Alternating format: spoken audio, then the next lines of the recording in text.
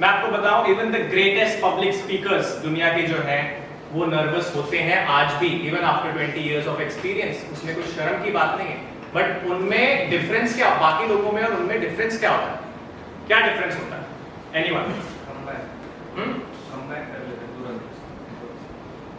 Comeback नहीं, वो शाय मतलब वो नर्वस है, लेकिन फिर भी डिफरेंस क्या है उनमें और बाकी भी नर्वस है, वो भी नर्वस है। हाँ, कॉन्फिडेंस। तो उसमें जो वो डाइवर्ट कर देते हैं पब्लिक को कि वो नर्वस है, डाइवर्ट करना एक बहुत अच्छा पॉइंट है, लेकिन वो अलग चीज है। मतलब जैसे कि अगर फॉर एग्जांपल कोई पब्लिक स्पीकर है, वो कंटेंट भूल गया, तो वो पब्लिक का अटेंशन डाइवर्ट किसी और चीज पे कर देगा। Oh my God, look at the setting, बहुत अच्छा सेटअप किया, डेकोरेशन इज वंडरफुल। तो पब्लिक का ध्यान गया ही नहीं उस पे कि वो भूल गया, ठीक है? तो वो एक डाइवर्जन है जस्ट फॉर 1 सेकंड, ताकि उसको कंटेंट अपना याद आ जाए। वो एक अलग पॉइंट है, बट की पॉइंट इसमें ये होता है कि वो शो नहीं करते हैं नर्वसनेस अपनी।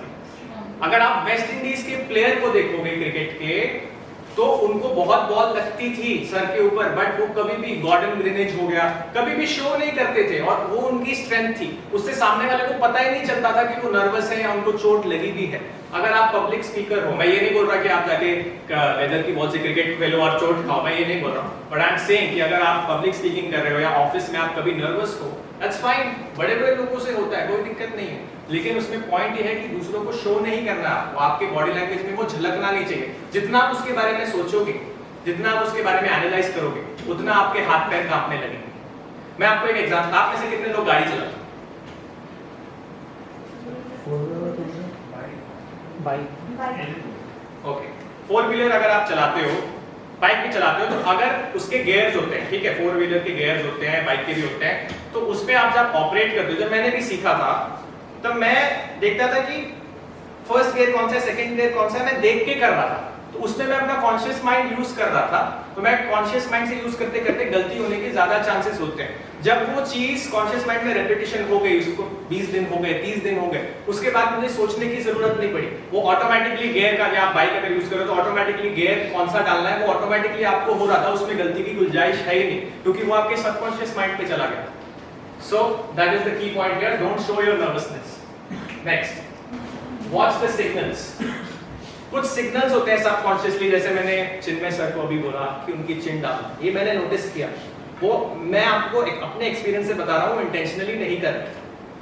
लेकिन कुछ ऐसे सिग्नल्स होते हैं जिससे क्यू मिलता है कि सामने वाला जो है वो इंटरेस्ट नहीं दिखा रहा है। अगर कोई घड़ी देख रहा है तो उसको घर जाना है, अगर कोई दरवाजे की तरफ देख रहा है तो उसको बाहर जाना है। और मैं अच्छा ही प्रेजेंटेशन दे रहा हूँ क्योंकि किसी ने देखा नहीं है अभी तक दरवाजे की तरफ।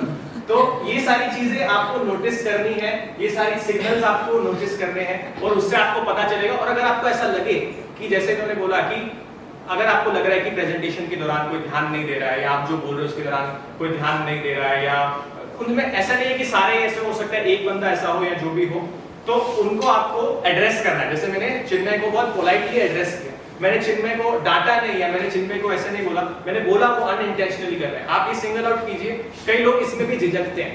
You have two point out this politely, ताकि आपकी रेस्ट ऑफ द मीटिंग, क्योंकि अभी चिन्मय का चिन डाउन, सबका चिन डाउन नहीं होना चाहिए। सो these are the things that matter. Forms of non-verbal communication कौन से होते हैं? Eye contact, which is the most important. इसके बारे में बहुत सारे मिसकंसेप्शंस होते हैं जो हम क्लियर करेंगे।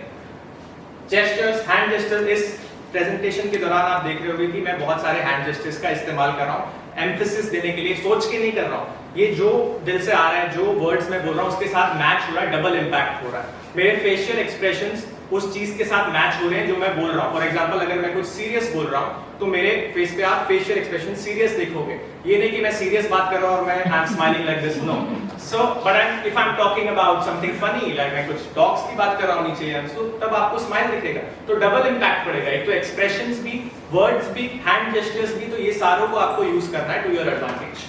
बॉडी मूवमेंट्स आपके क्या होते हैं इस प्रेजेंटेशन के दौरान आपका इंटरेस्ट बनाए रखने के लिए?